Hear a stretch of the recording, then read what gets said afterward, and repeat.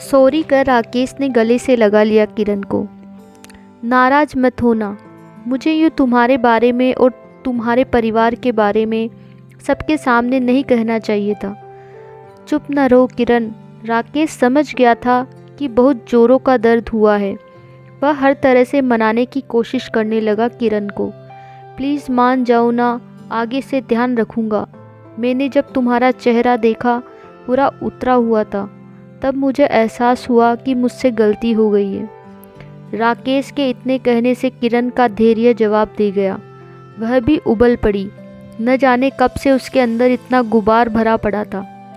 व्यंग्य मुस्कान भरकर बोली, अच्छा तो पता चल गया तुम्हें कि मेरे दिल पर भी चोट लगती है।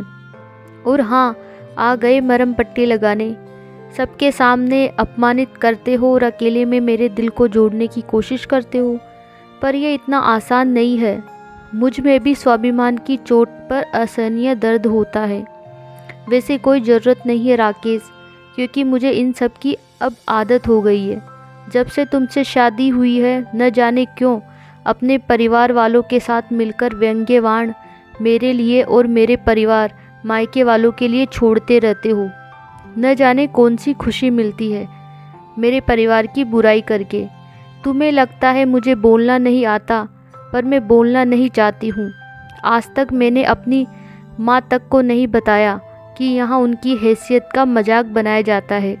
न बताया कि जो दामाद उनकी हर दुआओं में रहता है, वो यहाँ हर बात में अपनी माँ से तुलना करता है। माँ से एक बार भी नहीं कहा उनकी पसंद, उनके शौक़ को यहाँ जाहिल गवार समझा जाता है, क्योंकि मैं ये सब बताकर माँ का दिल नहीं तोड़ना चाहती। मैं जानती हूँ कि उसे मेरी और मेरे परिवार की खुशियाँ, हमारा प्यार, बस यही चाहिए। आपने कितनी आसानी से कह दिया। माँ नहाने के लिए मुझे सस्ता साबुन दे दी। माँ नाश्ता ठंडा था, पर आपको दया नहीं आई। आपकी सास को घुटने में दर्द रहता है, फिर भी आपके लिए जैसे तैसे नाश्ता बनाया। आप जानते हैं मेरी भाभी दूसरे शहर रहती है और माँ वही साबुन लगाती है, तो आपके लिए नहीं मंगवा पाई होगी। मैं वहाँ रहती हूँ या भाभी होती है तो आपके पसंद, आपके समय, आपके शौक़ का सब ख्याल रखती है। पर आप यहाँ हंस हंस कर मेरी मायके की बुराइयाँ सुना रहे थे, शायद अपने घर वालों को खुश करने के लिए। मेरा दिल दुखता है, इससे आपको कोई लेना देना नहीं है।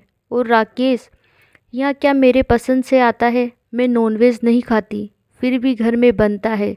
वॉशरूम का शैम्पू, साबुन हो या रसोई का मसाला, मेरी पसंद का कौन ध्यान रखता है? कड़ी पत्ते की छोंक मुझे पसंद नहीं है, पर यहाँ हर दाल सब्जी में कड़ी पत्ता पड़ता है और मैं उफ तक नहीं करती, क्योंकि मेरे एक के लिए सारे लोग अपनी पसंद तो नहीं बदल लेंगे ना। मुझे ही आदत बदलनी पड़ेगी। और शुरुआत में कुछ दिक्कतें आई, पर अब कड़ी पत्ता भी खाती हूँ, ससुराल वालों की पसंद का शैम्पू भी लगाती हूँ। यहाँ तक कि पहनावा, ओढ़ना, बोलना, हंसना सब अपने ससुराल की पसंद की करती हूँ। मैं ये न कहती कि आप भी मेरे मायके वालों की आदतों को अपनाएं, पर यूँ मजाक तो न बनाए। मैं जैसे इसे अपना घर समझती हूँ, यहाँ की इज्जत मेरी इज्जत, तो फिर आप मेरे मायके वालों को अपना परिवार तो समझ ही सकते हैं। यूँ हंसी उड़ाकर मुझे दर्द क्यों देते हो? कहते कहते सुबकने लगी किरण। राकेश ने कहा, सच किरण, जब तुम्हारी नज़रों से देखा तो समझ आया, वरना मेरे पापा जी हमेशा मेरे नानी घर की बुराइयाँ हो माँ को दिखाते थे। माँ के साथ साथ मुझे भी बहुत बुरा लगता था।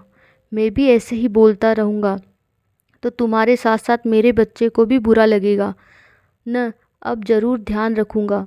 मैं जो बोल चुका हूँ उसमें सुधार तो नहीं कर सकता, पर आगे से तुम्हारा दिल नहीं दुखाऊंगा। ससुराल की बुराइयाँ नहीं करूँगा, पक्का वादा, कहकर लिपट गया किरण से। किरण भी अपने आंसू को पूछती हुई सामान्य होने की कोशिश करने लगी, ताकि बात यहीं ख़त्म हो जाए। हेलो दोस्तों, कहानी कैसी लगी आपको? प्लीज़ कमेंट करके बताइए और प्लीज़ मेरे चैनल को सपोर्ट कीजिए, सब्सक्राइब कीजिए, लाइक कीजिए, शेयर कीजिए। धन्यवाद।